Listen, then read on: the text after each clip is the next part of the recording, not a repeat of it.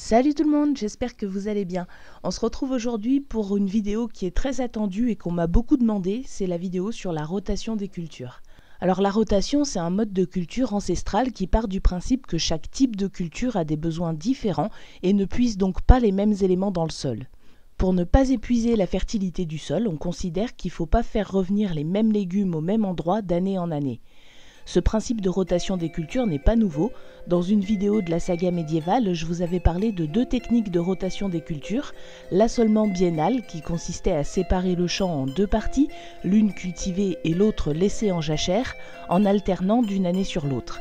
Et l'assolement triennal, qui a révolutionné l'agriculture médiévale, améliorant considérablement la vie des paysans et permettant de limiter les problèmes de famine.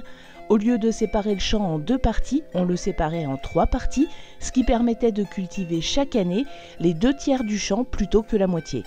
L'une laissée en jachère, la seconde cultivée en céréales d'hiver et la troisième cultivée soit en céréales d'été dites de secours, si la récolte des céréales d'hiver s'avérait mauvaise, soit en légumineuses, ayant le double avantage de produire une source d'alimentation facile à conserver sous forme séchée, tout en enrichissant le sol, le tout en effectuant une rotation de ces trois parcelles chaque année. De nos jours, les techniques de rotation des cultures ont évolué, mais le principe reste le même. La rotation des cultures permet non seulement de ménager le sol, mais également de limiter les problèmes de maladies et ravageurs qui pourraient survenir avec des cultures réinstallées chaque année au même emplacement. La question que tout le monde se pose, et moi la première, c'est de savoir si la rotation des cultures est réellement pertinente à l'échelle de nos potagers domestiques.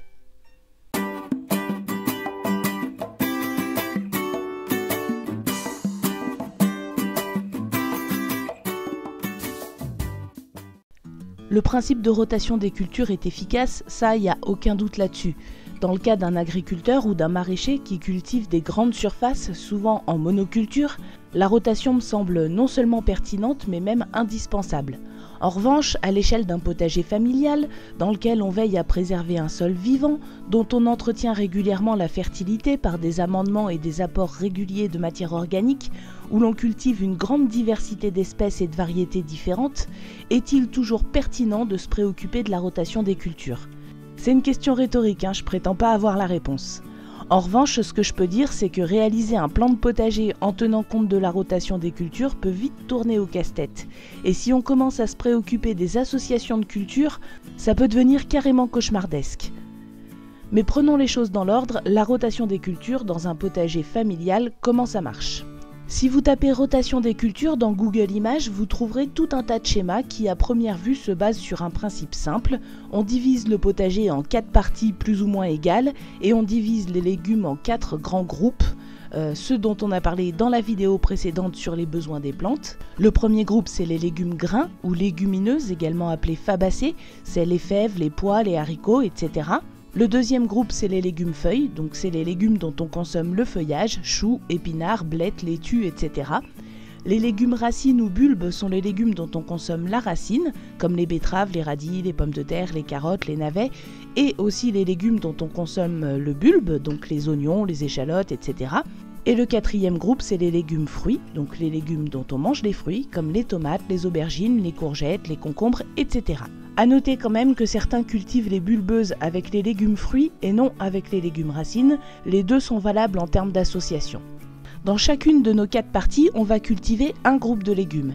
Et chaque année, on décale d'une case pour ne pas remettre le même groupe au même endroit d'année en année et que chaque groupe de culture ne revienne pas sur une même zone avant 4 ans. Jusque-là, tout va bien. Enfin, si vous avez la possibilité de découper votre potager en 4 parties plus ou moins égales, ou plutôt 5 parties, la 5e étant celle qui recevra les plantes vivaces qui restent plusieurs années au même endroit, comme la rhubarbe, les artichauts, les cardons, l'oseille, les fraisiers, etc., qui eux ne sont évidemment pas impliqués dans le système de rotation, puisqu'on ne va pas les déplacer chaque année. Le truc, c'est qu'en y regardant de plus près, on se rend compte que ces schémas, qui semblent tous expliquer la même chose, ne présentent pas tous le même cycle de rotation. Comme si le seul fait de ne pas remettre le même groupe au même endroit d'année en année était pertinent, comme si l'ordre dans lequel les différents groupes de légumes se succèdent n'était pas important. Or, si on doit se creuser la tête pour planifier une rotation des cultures sur 4 ans, je pense qu'on peut quand même prendre quelques minutes pour se demander si une succession n'est pas plus pertinente que l'autre. Sauf qu'évidemment, ça nécessite de connaître un minimum les besoins des différentes plantes, d'où l'intérêt de la vidéo précédente sur les besoins des plantes. Donc dans cette vidéo, je vais essayer de vous proposer la succession qui me semble la plus logique. En matière de rotation des cultures, on part du principe qu'il y a des groupes de légumes plus gourmands que d'autres. Par exemple, les légumes feuilles et les légumes fruits sont considérés comme gourmands, tandis que les légumes grains et les légumes racines sont considérés comme plutôt sobres. L'usage consiste donc à alterner les cultures sobres avec les cultures plus gourmandes. Les légumes grains ou légumineuses sont connus pour leur capacité à fixer l'azote. On pense souvent que l'autonomie des légumineuses vis-à-vis de l'azote permet de s'affranchir de toute fertilisation. Mais bon, comme on l'a vu dans la vidéo précédente, les légumineuses font quand même partie des légumes les plus gourmands en soufre, par exemple. C'est donc important de ne pas négliger les apports en matière organique, y compris pour ces cultures réputées peu gourmandes. Je rappelle également que la capacité à fixer l'azote atmosphérique des légumineuses, elle est intéressante seulement si cet azote il est ensuite restitué au sol. En fin de culture, il faudra donc laisser les systèmes racinaires des légumineuses se décomposer dans le sol et aussi restituer leur partie aérienne au sol en paillage. Sachant tout ça, il me paraît intéressant de cultiver après les légumineuses, les légumes qui vont être les plus gourmands en azote. Dans la vidéo précédente sur les besoins des plantes, on a vu que le groupe de légumes le plus gourmand en azote, c'est les légumes feuilles, choux, épinards, etc., etc. Ils font partie des légumes gourmands et donc en toute logique, c'est un groupe de légumes sobres qui devra venir après.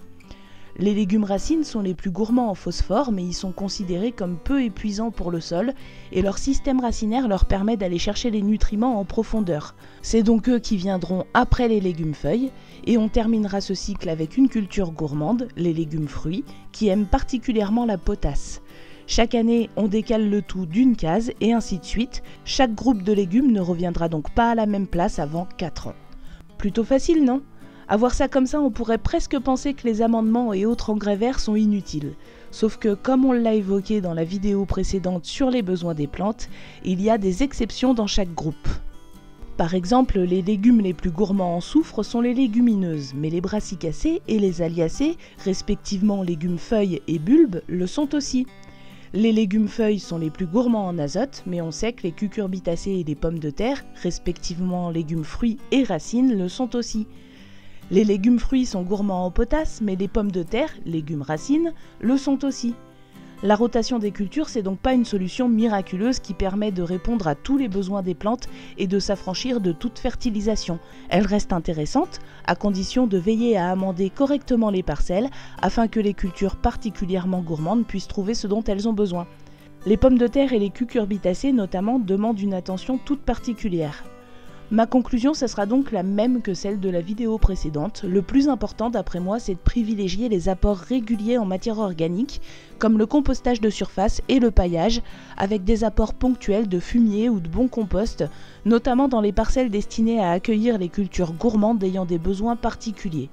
La rotation des cultures est surtout intéressante pour ceux qui aiment planifier leur potager à l'avance et qui ne mélangent pas forcément les différentes cultures entre elles.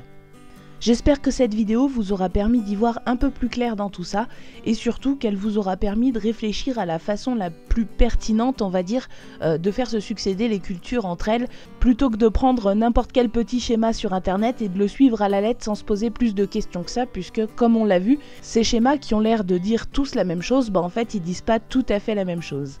Je vous rappelle que vous pouvez soutenir la chaîne en souscrivant un petit abonnement, en cliquant sur le bouton rejoindre en page d'accueil de la chaîne ou sous chaque vidéo.